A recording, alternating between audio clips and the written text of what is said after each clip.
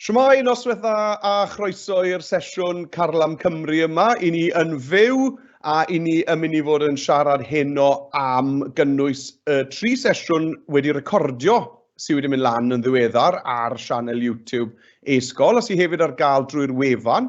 Mae cynnwys tri sesiwn neu teitlau nhw ten hytrach ar y sgrin o'ch blaenau chi nawr. Felly, yn y sesiynau yna, fi o'n i'n trafod pwnc 1.1, sef data analog a data digidol. Yna, yn yr ail sesiwn 1.2, storio data yn ddigidol.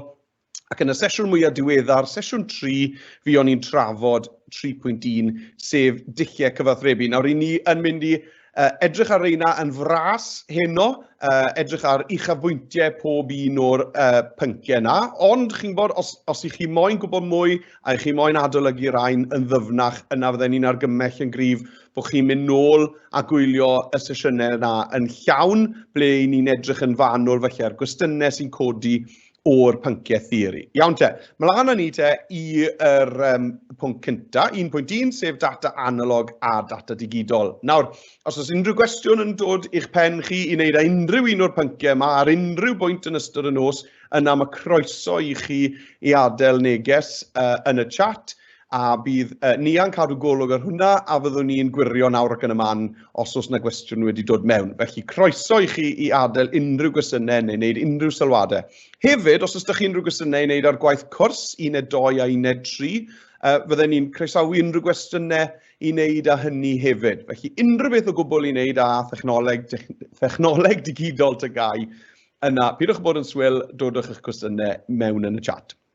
Iawn te, felly beth wnaethon ni edrych yno o ran data analog a data digidol? Wel, yn gyntaf wrth gwrs, mwyn i ni ddysgu am data digidol, mae eisiau ni wybod beth yw'r gwrthwyneb, beth sydd yn dod cyn data digidol. A y data yn y byd go iawn, wrth gwrs, yw data analog. Rydyn ni'n byw mewn byd analog. Mae'r byd o'n hamgylch ni yn un analog, ble mae pob darn o ddata, mae pob darn o wybodaeth yn cael ei gynrychioli mewn ffordd ffisegol.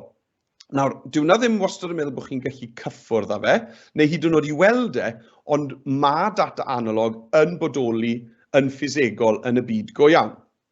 Enghraifft o hwnna yw tonnau sain.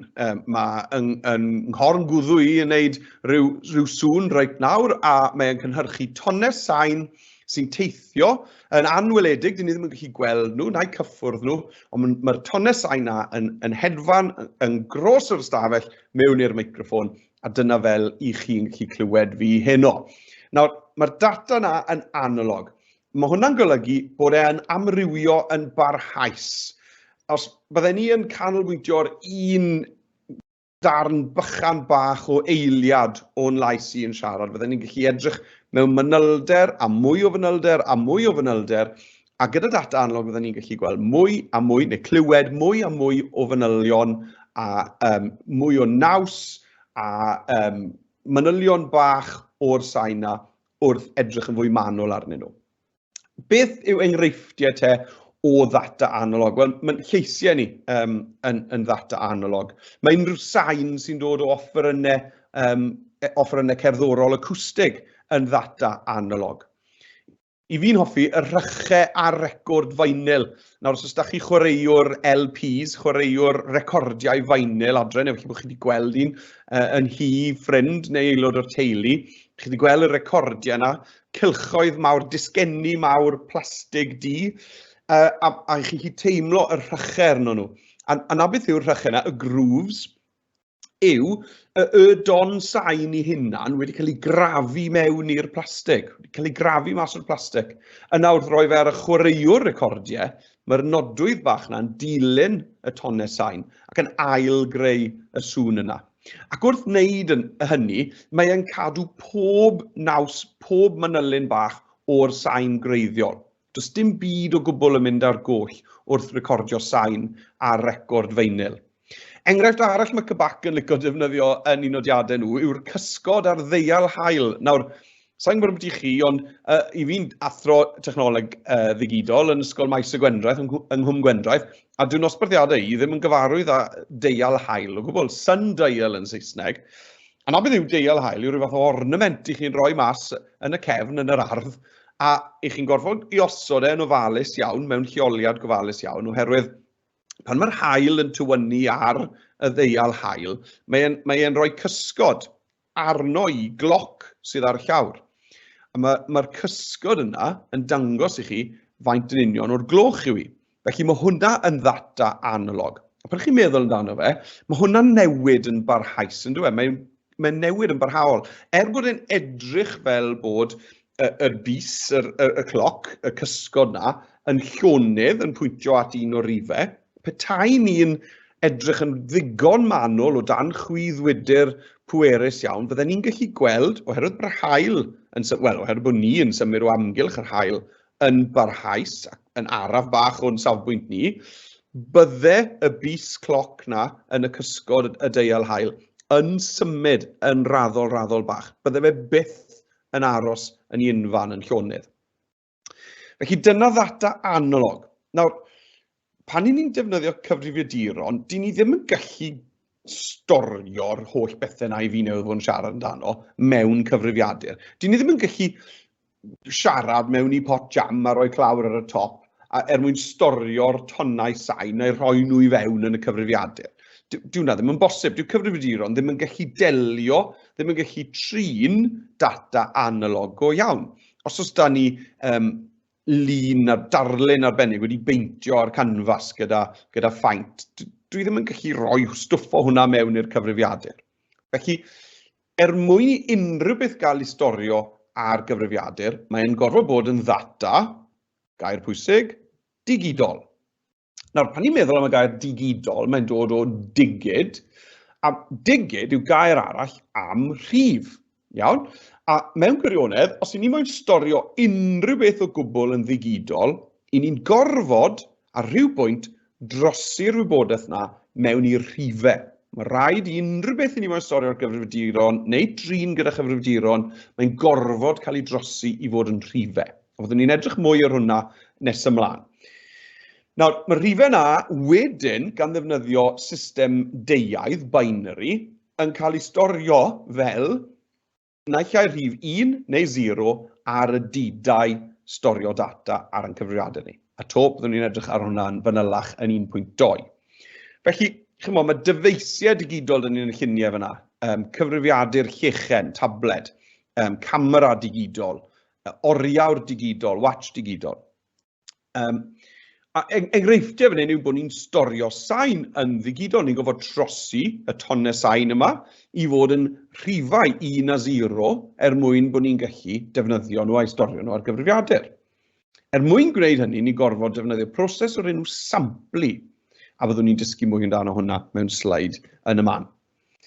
Ni wedi siarad lot am sain, beth felly am bethau ni'n gweld, beth am raffeg, beth am graffeg. Wel, mae graffeg yn yr un ffordd, os ni moyn storio llun yn ddigidol, rydyn ni'n gorfod I drosi fe I fewn I rifau. Nawr, falle bod chi'n crafu pen dyn bach yn meddwl, wel, fel I ni'n troi llun delwedd I fod yn rifau. Wel, yn syml iawn, mae unrhyw ddelwedd I ni moyn storio yn ddigidol yn gofod cael ei rannu lan arno I grid, mewn I sgwariau bach.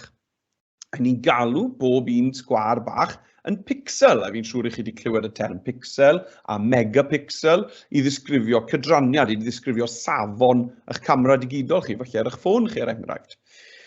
Nawr, os I chi wedyn yn chwyddo delwedd digidol yn ddigon agos, I chi'n dechrau gweld y pixeli yna. Sgwylwch fi wedi gwneud efo hyn er enghraifft gyda logo e-sgol. Felly fi wedi mynd â sgrinlun o logo e-sgol fan hyn, a fi wedi chwyddo fe yn fawr, a chi'n chi gweld fyna o amgylch y llythrennau, chi'n chi gweld y sgwariau bach. Iawn?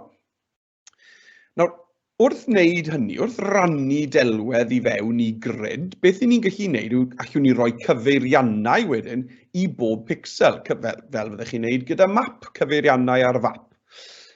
Ni'n gallu storio'r cyfeiriannau yna fel rhifau, felly mae pob pixel yn cael rhif ar gyfer ei leoliadau. Ac yna, I ni hefyd yn gallu defnyddio rhifau I storio pa liw ddylai'r pixel yna fod. Nawr, yn dibynnu ar faint o liwiau sydd angen arnoch chi, mae hwnna'n mynd I ddefnyddio gwahanol faint o didau I storio'r wybodaeth yna. Felly'r mwy o liwiau chi moyn gallu cael ar eich hun, yr mwyaf o faint bydd y ffeil y hun ar eich dyfais chi. Nawr, chi gweld y gwyneb bach na'n gwenu fyna. Wel, dim ond gwyn neu ddu mae pob pixel yn gallu bod. Felly, allwn ni ddefnyddio un bit o storfa ddigidol ar gyfer pob pixel. Achos, os i ni moyn yr pixel i fod yn wyn, allwn ni storio hwnna fel 0, bod e'n wag. A os i ni moyn yr pixel i fod yn ddu, allwn ni storio hwnna fel 1, sy'n golygu bod y pixel yn llawn. A chi'n gallu gweld enghraifft fel a fyddech chi'n gallu storio hwnna yn syml iawn wrth fynd 0, 0, 0, 0, 0, 0, 0, 1, 0, 0, 0, 1, 0 ac yn y blaen. A fyddech chi'n gallu ail-greu y llun na wedyn. Os chi'n moyn mwy na 2 liw, a fel arfer fydden ni yn, i chi'n gorfod defnyddio mwy o ddidau i storio ar gyfer y lliw ar gyfer pob un pixel yn y llun. Enghraifft, wrth ddefnyddio 8 did ar gyfer pob un pixel yn y llun, mae hwnna'n eich galluogi chi i gael 256 lliw gwahanol. Allwch chi ddewis unrhyw un o 256 lliw ar gyfer pob un pixel yn y darlun. Iawn, mlaen i sain te. Felly, sain ni wedi trafod yn barod, ond yn yr un ffordd, mwyn stori fe'n ddigidol, mae rhaid ni droi fe mewn i rhifau. A nawr, meddyliwch am y don sain yma'n teithio drwy'r awyr.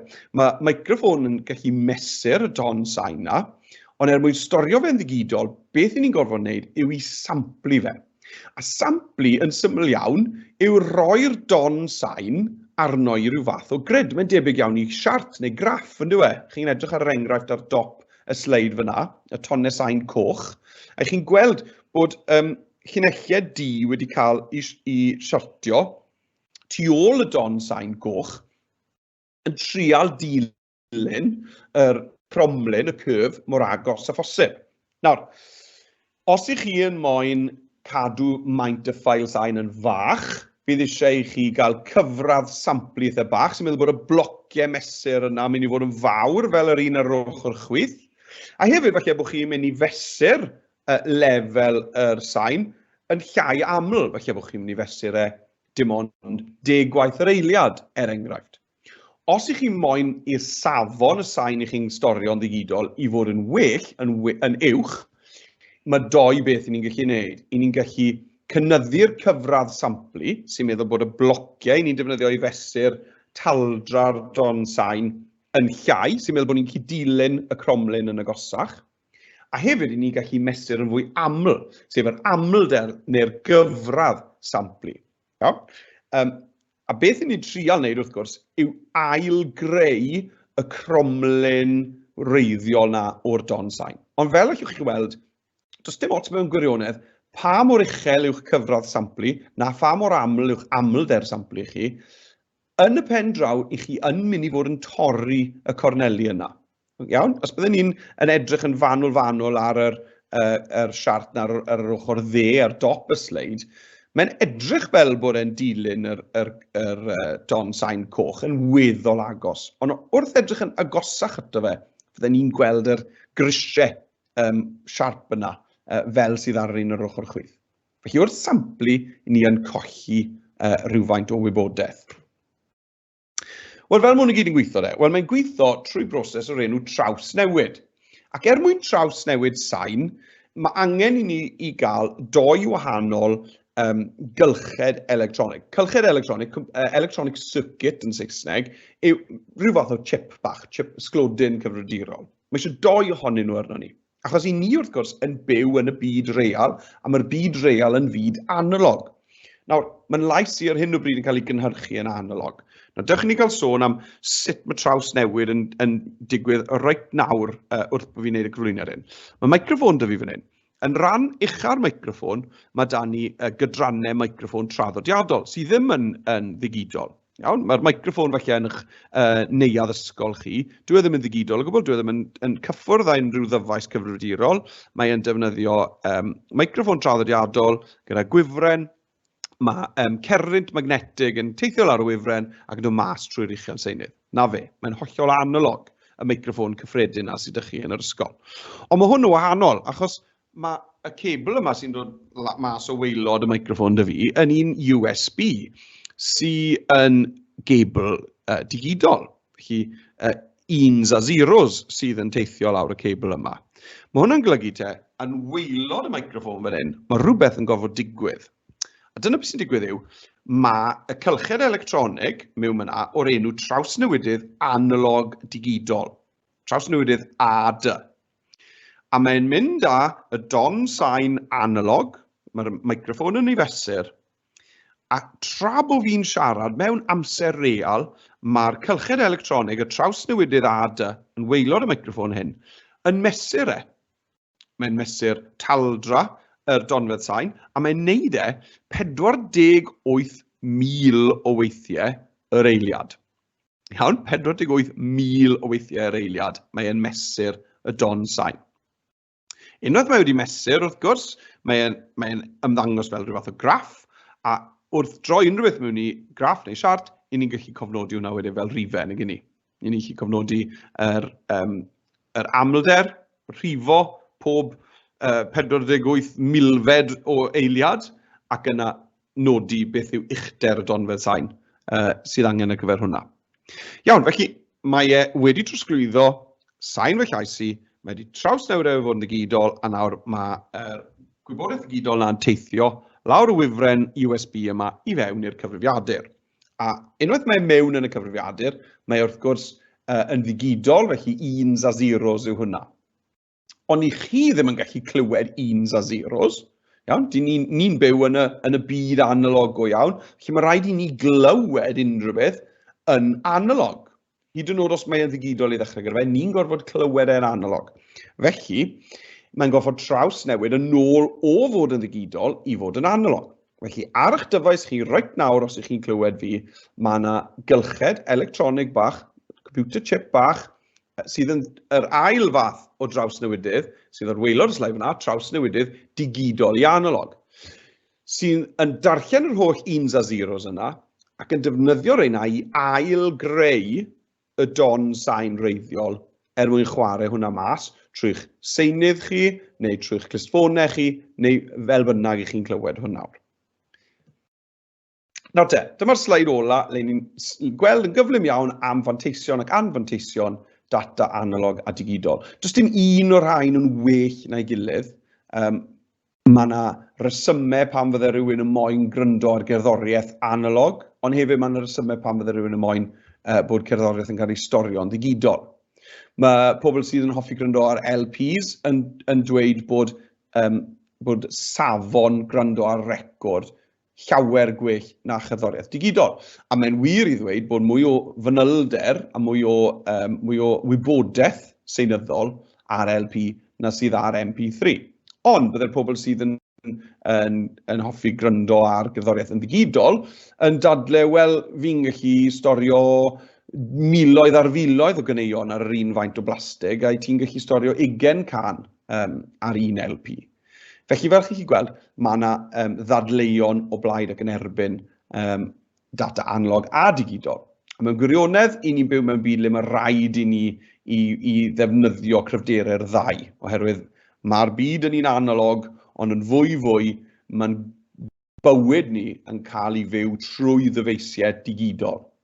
Felly mae'r nôl ymlaen yn analog, digidol, digidol, analog, yn rhywbeth sydd yn rhan yn atod yn bywydau ni nawr. Iawn, a dyna ni wedi cyrraedd diwedd y topig cyntaf, a fel wedys i, bras olwg oedd hwnna. Os licech chi fwy o wybodaeth, ewch nôl i'r recordiad. Na i wirio'n sydyn gyda ni, os oes unrhyw gwestiynau wedi dod mewn. Na, does dim cwestiynau ar hyn o bryd. A fe, pawb wrthi'n mwynhau ac yn gwrando'n astud. Ewn ni mlaen de i bwnc 1.2, sef storio data yn ddigidol. Nawr, ni wedi sôn am sut i ni'n gallu troi data analog i fod yn ddigidol. Wel, felly, ni'n gallu storio fe. Achos ni'n gwybod bod y dyfeisiau digidol yn dibynnu ar drydan, ar bwer drydan, boed wedi plygo mewn i'r wal neu ar fatri. Ond ni hefyd yn deall bod os mae'n ffôn ni yn rhedeg mas o batri, bod y batri mynd yn fflat, pan i fi yn ailwefru'r ffôn, dwi'n disgwyl bod y nata i gyd dal na. Dwi'n mynd disgwyl achos bod y batri wedi mynd yn fflat, bod pob dim wedi mynd. Felly, Fel ma dyfeisiau sy'n dibynnu ar drydan yn llwyddo i gadw yn data ni i gyd yn gyflawn, hyd yn oed pan fod dim trydan yn y ddyfais. A sa'n meddwl chi, ond y tro cynta nes i ystyried hynna, nes i feddwl, waw, dwi byth yn meddwl amdano fe fel nawr blaen. Ie, fel ma hwnna'n bosib. A mae'n bosib oherwydd y ffordd i ni'n storio data yn ddigidol. Ni'n storio data yn ddigidol ar ddidau. Nawr, dyd yw yr uned lleiaf posib allwn ni fesur storio data. A mae dyd yn cael ei nodi fel bod e'n naill ai yn 0 neu yn 1.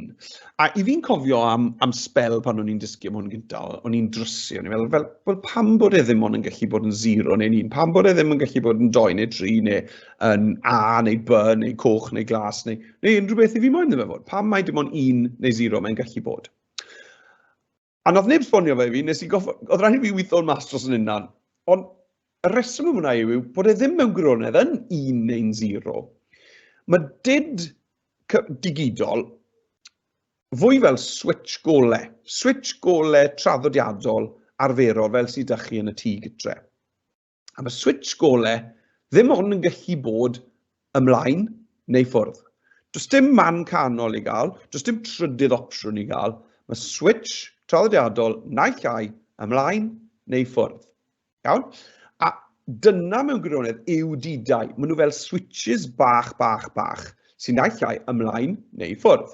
A y ffordd i ni nodi os maen nhw ymlaen neu ffwrdd yw wrth ddweud, os mae e ffwrdd, mae'n 0, os mae e ymlaen, mae'n 1. Nawr mae hwn yn mynd i wneud synwyr fel bod yn cyfrifiaduron ni'n gallu storio pethau hyd yn oed os nag os trydan. Meddyliwch am eich tŷ chi, a os ych chi byth wedi cael toriad pŵer, power cut. Pan ych chi'n cael toriad pŵer, mae'r golau gyd yn mynd bant, yn dweud. Pan mae'r pŵer yn dod nôl, dyw pob golau yn y tŷ ddim wedi diffodd, a i chi wedyn yn gofio mynd rown to a troi pob un nôl ymlaen, i chi moyn i fod ymlaen.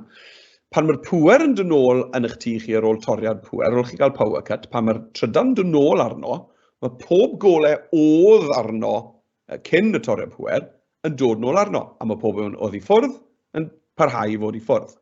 A dyna'n union fel mae cyfrifiadur neu dyfais digidol yn gallu storio rhywbeth heb bŵer. Mae'n gadael y switches yna mewn lle. I ni wedyn yn gallu penderfynu beth mae'r switches yna'n cynrychioli. Allwn ni gael nhw gynrychioli rhifau, lliwiau, llythrennau ac yn y blaen. Mae lan i ni benderfynu beth mae pob un yn ei feddwl. Mae y dydau yma'r switches bach yma wastad yn dod mewn set o 8. Maen nhw wastad yn dod mewn grŵp o 8. Dych chi ddim yn gallu cael un unigol. A mae'r grŵp yna o 8 dyd yn cael ei alw yn beit. A beit yw'r uned mesur wedyn ar gyfer pob math arall. Unwaith pob tro ni'n mynd yn fwy ar ôl beit, ni'n mesur mewn beitiau. Dyn ni ddim yn mesur mewn dydau o gwbl. Mae 8 dyd mewn beit, ond wedyn beit yw'r uned mesur o hynny mlaen. Nawr, amser maith yn ôl, oedd pobl yn storio data gan ddefnyddio hanner beit. A mae bach o joc fan hyn, sy'n gweithio'n well yn y iaith Saesneg na'r un Gymraeg yn anffodus. Byte, a beth yw hanner byte? What is half a byte? Half a byte is a nibble. Felly chi'n gweld fel mae'r joc na wedi gweithio. Yn Gymraeg, hanner beit yw darn, sydd ddim cweit mor fachog, ydw e. Felly 4 dyd yw hanner beit. Chi chi gweld efo am y cromfach glas o dan y 4 dyd cyntaf ar waelod y slide. A ni'n galw hwnna hanner beit, yw nibble. A mae'n cynnwys 4 dyd. Iawn, mlaen â ni te. Felly, dyma dabl. Nawr, mae hwn yn un bydd eisiau chi adolygu yn sicr lawr hyd at terabyte. Iawn, a falle mae werth i chi fod yn ymwybodol o petabyte lawr i yottabyte, ond bydde fe'n gwestiwn eitha hallt sy'n nhw yn gofyn i chi am reina. Ni wedi trafod dyd a darn a beit yn barod, y 2 res uchaf yna. Iawn, felly 1 dyd yw dyd, wrth gwrs. 4 dyd yw darn, sef hanner beit. A wedyn 8 dyd yw beit, a fi wedi cylchu fe yn las oherwydd hwnna wedyn yw'r uned i ni'n defnyddio ar gyfer gweddill y tabl. Beth dyn ni nesaf o dan beit yw kilo beit. Nawr, os byddwn ni'n gofyn i chi ddyfalu sawl beit sydd yn gwneud kilo beit, fi'n siŵr byddwch chi'n dyfalu. Mae 1000 yw'r ateb, a bydde fe'n dyfalu eitha da, achos mae kilo fel arfer yn golygu 1000 o rhywbeth, yn dweud, kilometr, kilogram. Ond gyda chyfrifiaduron a data digidol, mae kilo yn golygu 1024 o rhywbeth. Iawn, na esbonio hwnna nawr. Felly, kilobait yw 1024 beit. Y reswm am hwnna yw, pan i ni yn ychwanegu mwy o storfa digidol, i ni wastad yn dyblu bob tro. Iawn? Felly, yr uned lleiaf falle byddech chi yw 1 beit. Wedyn byddech chi'n gallu cael 2 beit. Yr uned nesaf byddech chi'n cael bydde 4 beit. 8, 16, 32, 64, 128, 256, 512, a wedyn dwblu 512 yw 1024. Felly, wrth ddyblu storfa digidol bob tro, dyn ni byth yn cyrraedd y ffigwr 1000 yn union, ydyn ni. Yr agosau ni'n cyrraedd yw 1024. Felly, dyna'r reswm mae 1024 beit sydd yn gwneud kilobeit. A mae hwnna'n rhywbeth fydden nhw'n disgwyl bod chi'n gwybod yn yr arholiad. Felly, megabyte, yr un nesaf yn y rhestr, yw 1024 kilobait. A ni'n gwybod mae kilobait yw 1024 beit. Felly, sawl beit sy'n mewn megabyte? Wel, mae hwnna'n 1024 wedi llosi gyda 1024. Sef y ffigwr ychyfu na i chi'n gweld ar yr ochr dde sydd yn rhywbeth tebyg i filiwn. Nawr, bydde byth angen i chi wybod y rhif yna. Bydde byth disgwyl i chi ysgrifennu lawr sawl beit sydd mewn megabyte. Bydde hwnna'n gwestiwn neilltuol o ddwl i nhw i ofyn. Iawn? Ond, allan nhw ofyn y cwestiwn na y ffordd arall rownd. Allech chi, a mae enghraifft yn un o'r papur arholiad yn dangos 1,048,578 beit yw un beth. A bydde eisiau bod chi'n gallu sgwennu 1 megabyte mewn yna. Iawn? Felly allan nhw roi hwnna. I fod yn onest â chi, yr unig bryd fi'n meddwl bydden nhw'n neud yw gyda megabyte, oherwydd gigabyte wedyn yw 1024 megabyte. Felly bydde rhaid i chi liosi y rhif yna, sydd ar ochr dde, yr un ychyfu yna, gyda 1024, sy'n mynd i roi rhif hyd yn oed fwy ychyfu i chi, sydd yn rhywbeth tebyg i biliwn. Sa'n gweld nhw'n ysgrifennu'r rhif mor ychyfu yna lawr ar eich papur arholiad chi. Iawn? Felly, bydden ni ddim yn poeni am hwnna. Ond mae hwnna, y rhif ychyfu yna sy'n debyg i filiwn, wedi ymddangos. Felly, os chi'n gweld unrhyw beth sy'n edrych yn debyg i miliwn, megabyte. Megabyte, miliwn. Miliwn, megabyte. Wedyn ni'n mynd i gigabyte, wedyn ni'n mynd i terabyte. Iawn? A terabyte yw uned o fesur byddwch chi'n cael ar falle storfa allanol hard drives. Mae 'da fi cwpl fan hyn ar y ddesg fan hyn. Un ohonyn nhw'n 6 terabyte, un yn 10 terabyte, un o'r rhai henach yn 2 terabyte.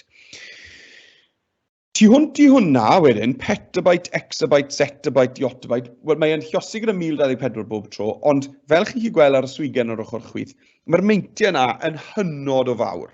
Felly, i fod yn hollol onest â chi, fydden ni'n meddwl bod rheina'n llai tebygol o ymddangos mewn arholiad. Iawn?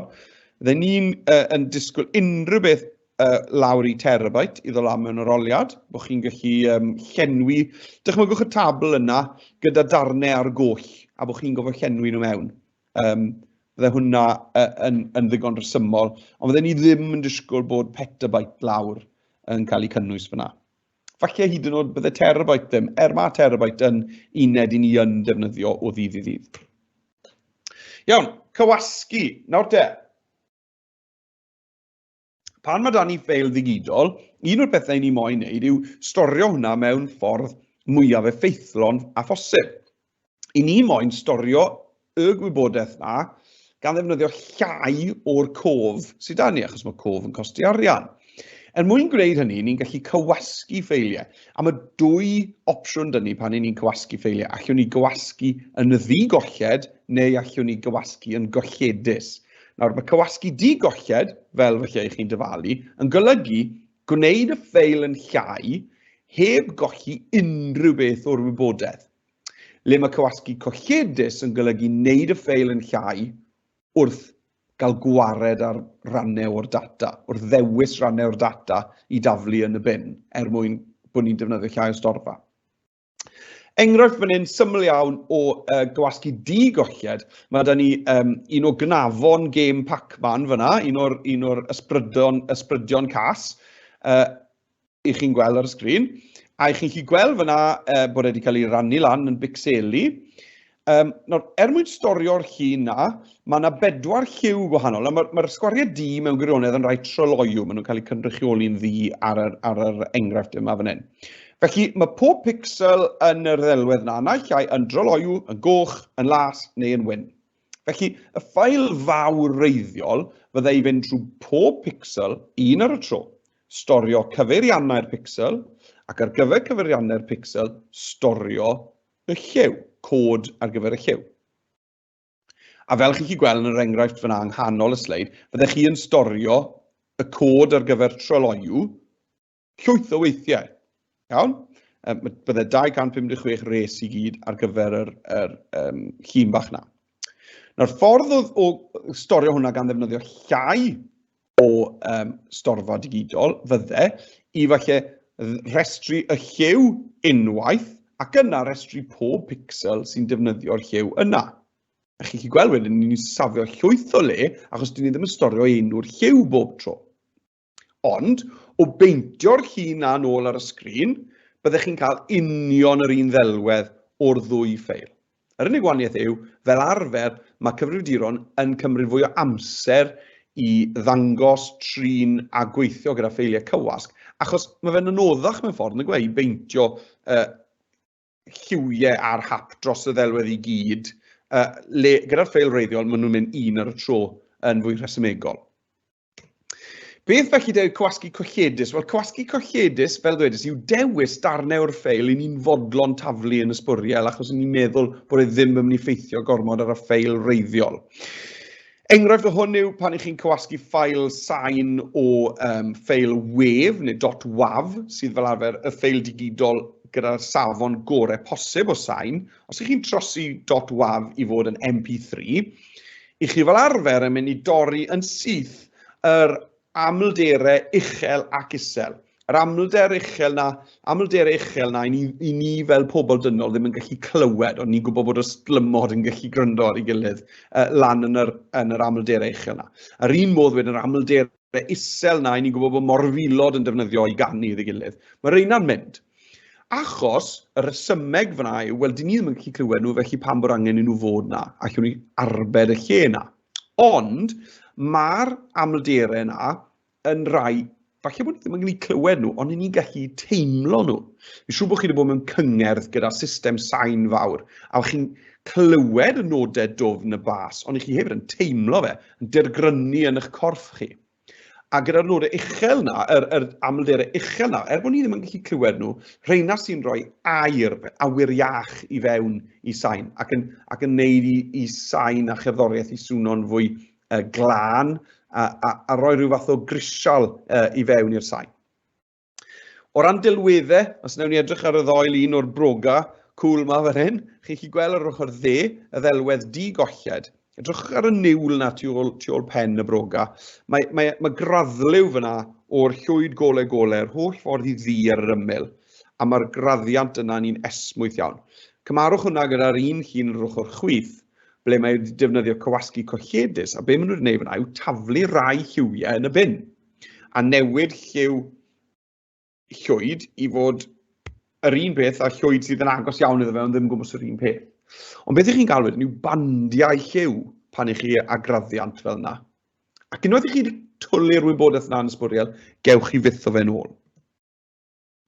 Nawr cofiwch bod hawl ych chi fynd â chyfrifiannau i fewn i'r rholiad yma, rhag ofn bod yna gwestiwn cymhareb cwasgu'n dod lan. Yn y cwestiwn yma, yn syml iawn, na gyd ych chi'n gofyn yw rhannu y rhif mawr greiddiol gyda rhif bach newydd, a'r ateb na fydd y gymhareb i 1. Felly enghraifft fan hyn, ffail reiddiol 100 kilobyte cael ei gwasgu ffail newydd sydd yn 5 kilobyte. Felly, beth sy'n eisiau chi weithio mas yw 100 wedi rannu gyda 5, a'r ateb yw 20, 20. Felly'r gymhareb gwasgu yw 20 i 1. 20 (1). Bydd rhan ola'ch ateb chi wastad yn (1). Na gyd sydd eisiau chi I gyfrifo yw'r beth yw'r rhif cyntaf na sy'n mynd cyn y colon. Yn syml, chi'n rannu'r rhif mawr gyda'r rhif bach, a hwnna yw'r ateb I 1. Iawn. Beth yw'n dewisiadau ni te o ran storio data'n ddigidol?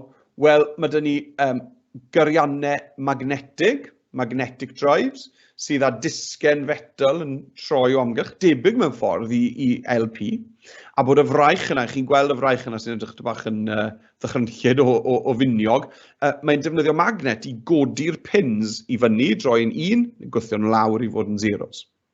Neu cyflwr solid, SSD, cof fflach yw'r term arall am hwn, sydd yn storio yr didau, maen nhw fel celloedd bach trydanol, bron o bod fel batteries bach sy'n gallu cael ei ailwefru. Ac os mae'r batri wedi ei wefru, mae'n cyfri fel 1, os mae'r cell bach yn wag, mae'n cyfri fel 0. A mae'r ein gyflym iawn, achos maen nhw'n gwefru neu yn diosg y gwefr yn hynod o gyflym. Ond mae'r technoleg yna yn hynod o ddrud.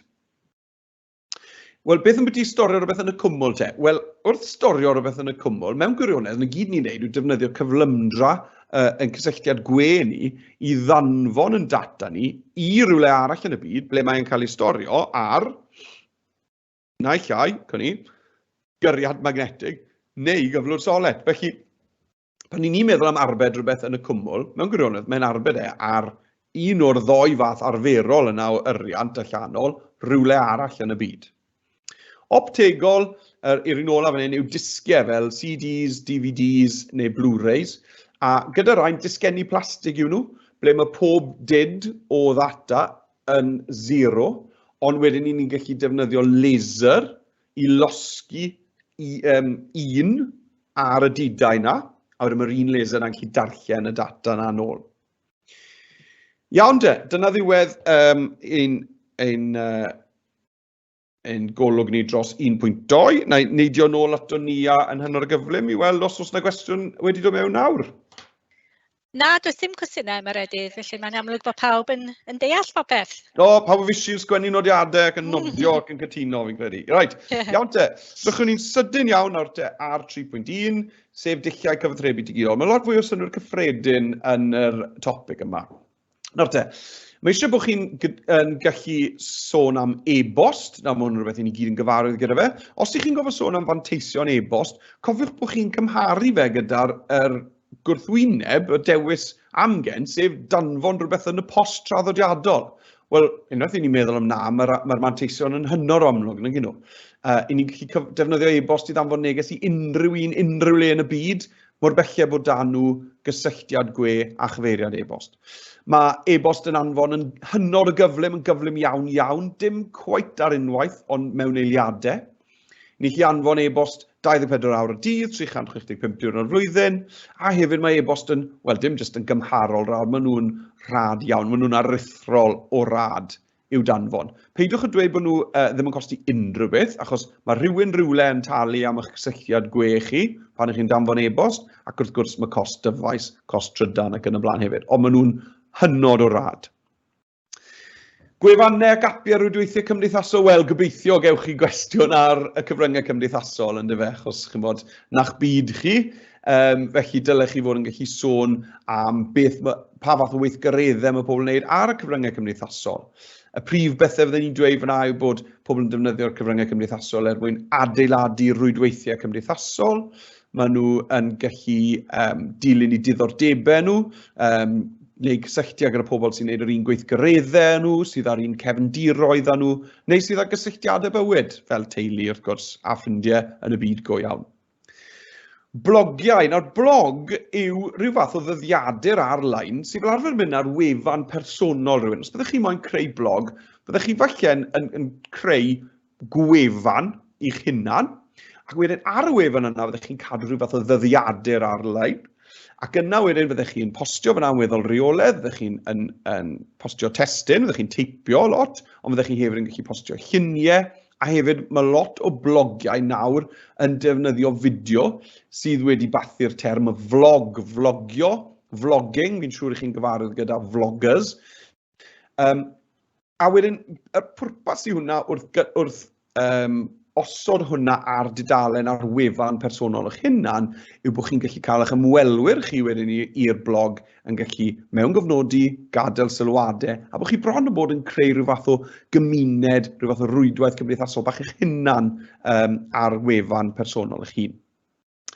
Os daw unrhyw gwestiynau am negeseuau sydyn, dwi'n meddwl bod Cybac yn meddwl yn bennaf fan hyn am apiau tebyg i WhatsApp. Felly meddylwch am y math o beth chi'n gallu gwneud ar app WhatsApp. Dyna'r math o beth, dyna fel maen nhw fel sy'n nhw'n anelu'r cwestiynau negeseuau sydyn. Felly beth ni'n gwneud fyna? Wel, mae 2 neu fwy o bobl wrth gwrs yn gallu negeseuau ei gilydd mewn amser real. Ni chi danfod lluniau, fideos, testyn wrth gwrs, emojis, gifs, memes, nodau, sain, voice notes. A'r peth bwysig i nodi gyda negeseuau sydyn yw bod yn gyfrwng anffurfiol iawn. Sy'n golygu wrth gwrs bod ni gyd yn ei ddefnyddio fe achos mae'n hwyl, ond hefyd wrth gwrs mae defnyddio rhywbeth anffurfiol iawn ar gyfer busnes difrifol, gwaith, yn gallu arwain at broblemau dybryd iawn. Fel sydd yn newyddion reit nawr pan maen nhw'n trafod sut nath Llywodraeth San Steffan ddefnyddio WhatsApp i redeg y wlad mewn ffordd yn ystod y cyfnodau clo. Iawn, ar bod y defnydd amrhiodol yna o negeseuau sydyn. Mlaen â ni, fi wedi gwasgu'r bylchwr, beth sy'n mynd mlaen â de? Ni. Cyfe, fideo gynadleddau. Iawn, fideo gynadleddau, wel, ni gyd yn gwybod am hwn. Apiau yw'r ein sy'n gadael i ni gael cyfarfod fideo byw rhwng 2 neu fwy o bobl. I ni'n defnyddio un reit nawr i fi yma a Mania yma hefyd. Nawr fel arfer, felly byddech chi'n gweld gwynebau pawb arall sydd yn cymryd ran yn fe. Mae hwn yn fwy o ddarlith le i fi'n treithi i chi, ond mae hwn yn fideo gynadleddau reit nawr. A beth i ni'n neud? Wel, i ni yn yr ail pwynt bwled fyna, i ni'n trosglwyddo sain, chi'n clywed yn lais i. Ni'n trosglwyddo fideo, chi'n gallu gweld fi yn yr bocs bach ar ochr cyflwyniad. Testyn, i ni'n gallu cael testyn yn y chat, chi'n gallu holi'ch cwestiynau. A hefyd cyflwyniad, wel mae cyflwyniad ar y sgrin dyn ni nawr mewn amser real yn dod. Felly dyma enghraifft perffaith i chi reit nawr o fideo gynadleddau. Bydd angen bod chi'n gallu sôn am y dulliau cyfathrebu yma o safbwynt personol, ond hefyd o safbwynt gwaith neu fusnes. Felly eto, ni'n siarad am fideo gynadleddau o safbwynt busnes, yn meddwl bod pobl ddim yn goffod teithio cymaint bellach i fynd i gyfarfodydd ar draws y byd. Ni'n gallu cael cyfarfodydd o adre neu o'n gweithle arferol. Teleweithio neu gweithio o bell, le fi'n siŵr i chi yn abod digon o bobl sydd ers y cyfnod clo, ers y pandemig, nawr yn gallu gwneud mwy o ddarnau o'i gwaith, neu hyd yn oed gweithio'n gyfan gwbl o adre i gymaru gyda beth o'n nhw'n wneud cyn y cyfnod clo cyntaf.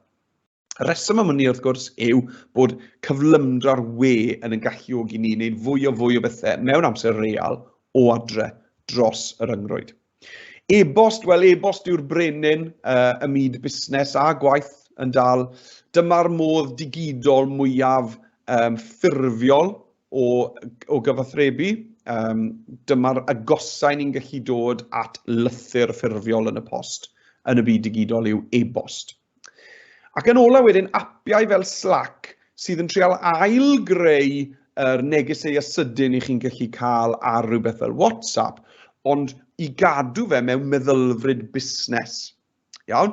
A y gobeith gyda pethau fel Slack yw bod pobl wrth ddefnyddio fe yn gwybod mae rhywbeth gwaith yw hwn, a maen nhw'n mynd i ymddwyn mewn ffordd mwy proffesiynol arno fe, na maen nhw'n gyfarwydd â bod yn fwy anffurfiol a falle amrhiodol yn defnyddio rhywbeth fel WhatsApp. Iawn te, yn ola, byddai eisiau bod chi'n gallu sôn am sut mae busnesau yn gallu defnyddio dulliau cyfathrebu digidol i hyrwyddo y busnes a i cynhyrchio nhw. Nawr, mae hyrwyddo mewn gwirionedd yn air sydd yn meddwl hysbysebu a marchnata. Mae'r 3 gair yna mewn gwirionedd yn meddwl gwmws yr un peth. Felly os welwch chi gwestiwn yn gofyn am hyrwyddo, hysbysebu neu marchnata yn ddigidol, maen nhw gyd yn meddwl yr un peth. A i fi hysbysebu yw'r gair i fi'n licio o'r ein yna, ond bydden ni'n meddwl felly mae hyrwyddo yw'r gair mae Cybac yn ffafrio.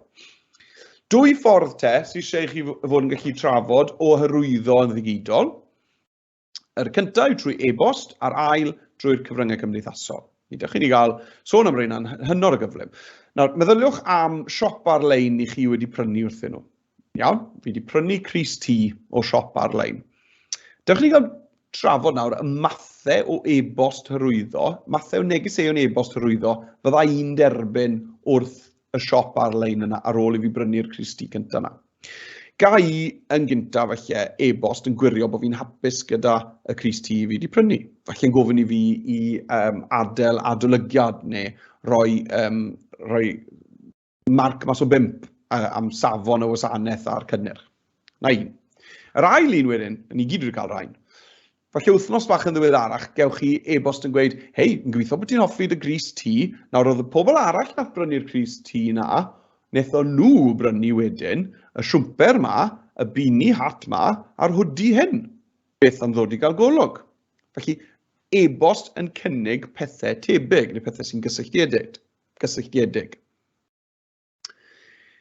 Gewn ni gyd negeseuon e-bost flat out yn Ionawr, yn gweud wrthon ni am yr holl gynhyrchion sydd ar y sale. So, gewn ni wybodaeth am sale y cwmni. Y trydydd math o e-bost hyrwyddo gewn ni. Wedyn, ar ôl i'r sales orffen, gewn ni negeseuon e-bost yn agosach i'r Gwanwyn yn sôn am beth? Yn sôn am y cynhyrchion newydd, y cynnyrch newydd sydd ar gael. Pedwerydd math o e-bost ni'n cael. Iawn? Os i fi heb brynu dim byd ar sbel fawr ar siop ar-lein, os maen nhw'n dechrau mynd yn desperate i fi fynd nôl i hal arian, weithiau gewch chi e-bost yn dweud, hei, so ni wedi gweld ti sbel ar y wefan, felly beth am ddefnyddio'r cod yma i gael 10% bant ar unrhyw beth o gwbl, ond mae rhaid ti ddefnyddio fe yn y 3 diwrnod nesaf. Cod discount. Felly yna 5 gwahanol math i chi o e-bost hyrwyddo. Mlaen da i'r pwynt olaf sef y cyfryngau cymdeithasol. Nawr, yn y cyfryngau cymdeithasol, i ni yn gweld hysbysebion drwy'r amser. Fel maen nhw'n penderfynu beth i hysbysebu ni? Wel, yn syml, yn gynta, wneith busnesau dargedu apiau penodol. Iawn, os i fi moyn gwerthu ffenestri double glazing, dwi ddim yn mynd i hyd yn oed ystyried hysbysebu reina ar TikTok. Achos i fi'n gwybod, demograffig app TikTok yw pobl yn ei arddegau. Felly, sy'n pwynt i fi wastraffu'n amser yn mynd na. Felly, na un ffordd mae busnesau'n gallu targedu pobl, yw targedu apiau penodol sydd â demograffeg eitha clir iddyn nhw. Wrth gwrs, pan ni'n creu cyfrif ar yr apiau cyfryngau cymdeithasol yma, i ni yn gorfod rhoi gwybodaeth am hynny. Ni'n rhoi'n lleoliad, yn rhywedd ni, yn hoedra ni. Felly, yn syth, wneith yr app na beintio rhyw darlun bras iawn ohonoch chi fel defnyddiwr a dechrau danfon hysbysebion i chi, dangos hysbysebion i chi, maen nhw'n meddwl fydde diddordeb dych chi ynddyn nhw. So, yna'r ail ffordd o farchnata neu hyrwyddo neu hysbysebu ar y cyfryngau cymdeithasol. Unwaith i chi'n dechrau defnyddio'r app na i chi wedi creu cyfrif yna fe, ymuno o grwpiau, cymryd rhan mewn sgyrsiau, hoffi postiadau pobl, hoffi tudalennau pobl, mae'r app na wedyn yn gallu dechrau peintio darlun llawer mwy clir, llawer mwy miniog o pwy i chi a beth yw'ch diddordebau chi, a maen nhw'n dechrau targedu chi gyda hysbysebion mwy penodol. Felly na'r trydydd ffordd. Y pedwerydd ffordd o hysbysebu i chi yw bod wefannau eraill i ni'n ymweld â nhw dros y we, yn rhoi gwybodaeth i'r cyfryngau cymdeithasol bod ni wedi bod ar y gwefannau yna. A maen nhw'n neud na trwy'r cookies. Pan i chi'n ymweld â bron unrhyw wefan, mae yna rhywbeth yn popio lan yn gweud am cookies, a chi'n clico'r bwtwn sy'n edrych mwyaf fel, gad fi fod.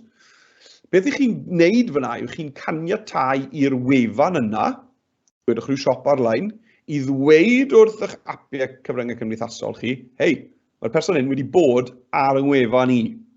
A wedyn mae'ch apiau cyfryngau cymdeithasol chi yn gwybod, newn ni ddangos cwpl o ads ar gyfer y siop na te. A ni'n gwybod bod yna wir, achos ni'n mynd ar y we, ni'n mynd ar yn app cyfryngau cymdeithasol, ac yn sydyn, ni'n gweld hysbysebion am union yr un wefan ni wedi bod arno fe. Ni'n siŵr chi wedi gweld hwnna. A beth ola sydd yn ni fan hyn, falle'r un mwyaf hwyl mewn gwirionedd, yw dylanwadwyr cyfryngau cymdeithasol, social media influencers. Pobl enwog, neu bras enwog, sydd â nifer fawr o ddilynwyr ar apiau cyfryngau cymdeithasol. A mae brandiau yn gallu talu nhw i hyrwyddo i cynnyrch nhw, yn gwybod bod hwnna yn rhoi mynediad uniongyrchol i'r ddilynwyr yr dylanwadwyr yna. Felly, os ych chi yn moyn gwerthu esgidiau redeg, bydde fe'n ei lot o synwyr i chi i gysylltu gyda Joe Wicks a gofyn iddo fe, reit, fa'n o arian mae'n mynd i gosti fi i ti i siarad am yr esgid redeg yma a rhoi link i'n siop i. A felly bod yn mynd i gosti miloedd, ond pawb sy'n dilyn Joe Wicks ar y cyfryngau cymdeithasol yn mynd i gael rhyw fath o ddiddordeb mewn sgidiau redeg, byddwch chi'n meddwl. Felly mae yn werth i'r brandiau i dalu'r dylanwadwyr, achos fel wedys i, maen nhw'n cael bron o bod llinell uniongyrchol, nhw'n cael direct line i grŵp enfawr o bobl sydd ar diddordeb yn y cynnyrch maen nhw'n gwerthu. Iawn ffrindiau, ni wedi dod i ddiwedd ein sesiwn crynodau byw. Os yna unrhyw gwestiynau wedi dod mewn ni o gwbl? Na, does dim cwestiynau o gwbl. Na fe, gret. Byddwn ni'n annog chi, os ych chi y moyn, chi'n bod, cael refresh, neu yn sicr ar gyfer arliadau'r haf i fynd nôl nawr i'r sesiynau sydd wedi cael ei recordio, le i fi mynd trwy rhain yn fwy manwl ac yn edrych ar enghreifftiau o gwestiynau. Os na, am nawr, diolch enfawr i chi am ymuno gyda fi. Mae wedi bod yn bleser cael cymryd ran yn yr gyfres yma o sesiynau adolygu Carlam Cymru, a fi'n gobeithio welai chi to yn y dyfodol agos. Felly, hwyl am y tro, nos da.